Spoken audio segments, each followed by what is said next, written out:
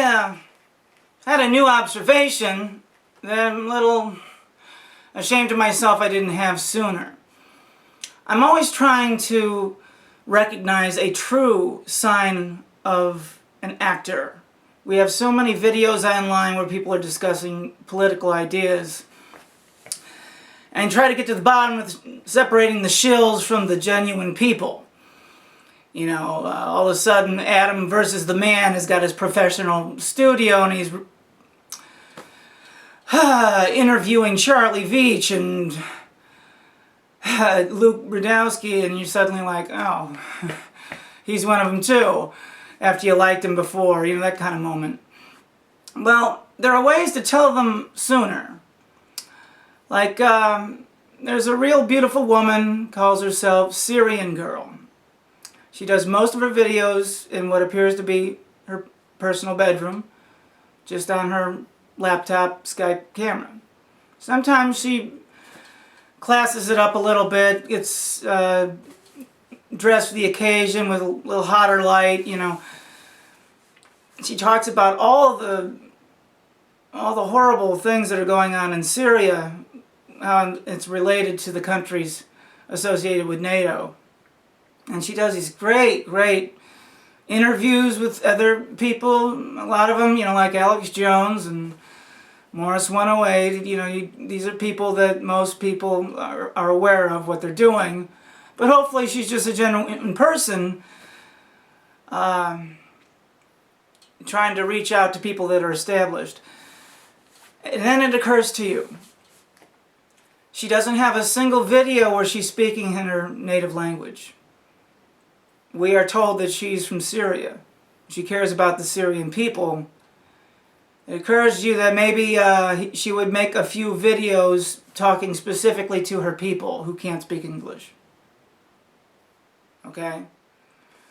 There's a kind of a building debate on whether Syrian Girl is one of them. You know, she's just a little too beautiful. She looks, you know, like a knockout actress you'd see in a movie or something.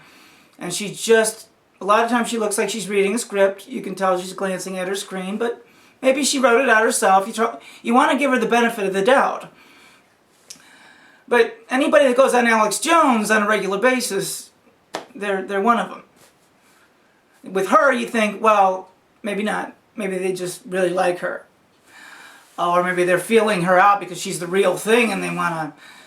But the point is, she never speaks in Arabic or any of the many languages deciduous to that region.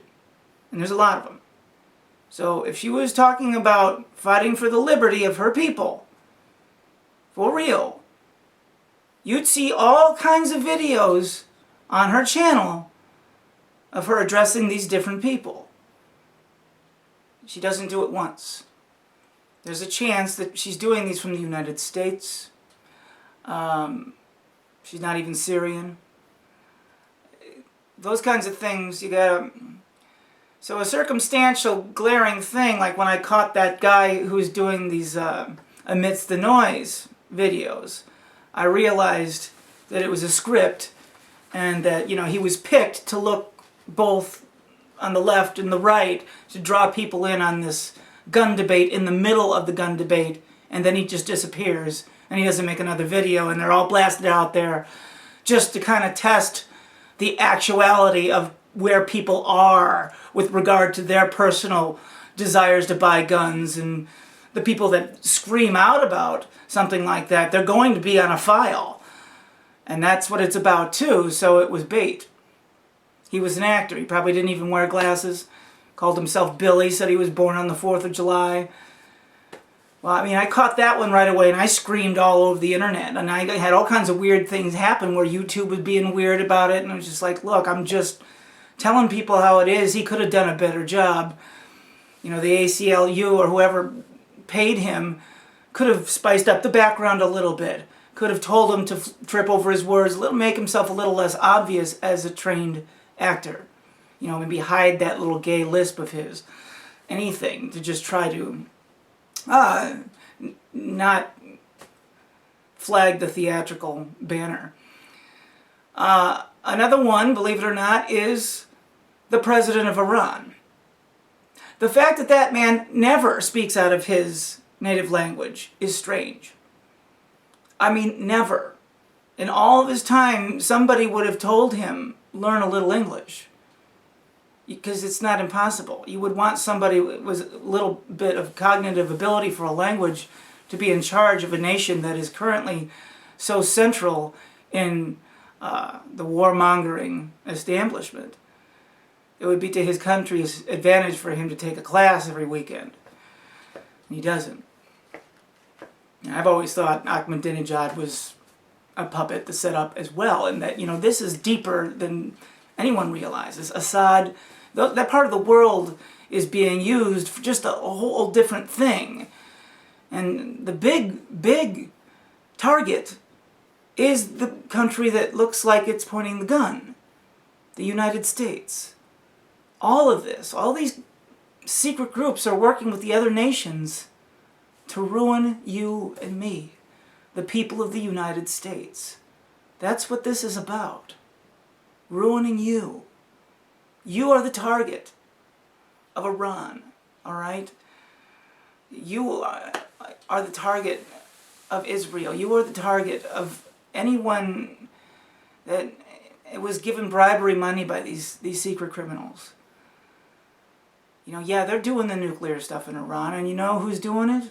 Israel and the United States. And they're trying to make it look like it's a problem, to make it look like it's something we should be scared of, just like they did when they manipulated everything with the Red Scare of the Soviet Union. The New York bankers all funded the Soviet Union. And when that was destroyed and left Russia in poverty, that's what they want to do to the United States. And when that happens, that is going to be something that you will not be able to deal with at all. It's going to be people dying very fast inside of a dark 3-day period when they turn off the grid. And when they make that move and the lights come back on, that's when the new dawn of humanity begins. So the crazy survivalists are a little bit right, but maybe you could get a hold of some of the people that are doing this to you before they do it. Because if we get some of the big ones, and get them, they'll tell us what they're going to do. Maybe we can stop it.